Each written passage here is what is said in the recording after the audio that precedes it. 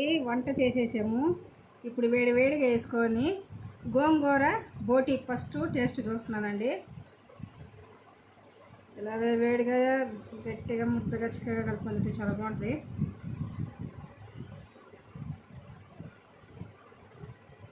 చాలా బాగుందండి, భలే భలే టేస్టీగా కూడా ఉంది. మీరు కూడా ఇలా చేసుకుంటారండి. మాట ఎలా రావడా.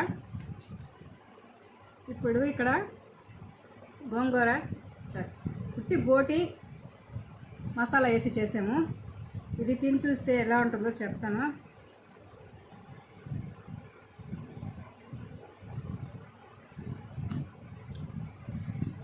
భలే ఉందండి, రెండు చాలా చక్కగా వచ్చాయి, చాలా చాలా టేస్టీగా కూడా ఉన్నాయి.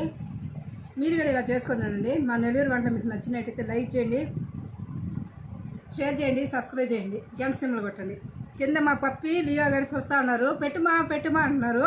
వాళ్ళకి గడ పెట్టాలి, లేకపోతే వాళ్ళు ఒప్పుకోరు. బాయ్ అండి. నెక్స్ట్ మళ్ళీ కొత్త వంటలో కలుసుకుందాం.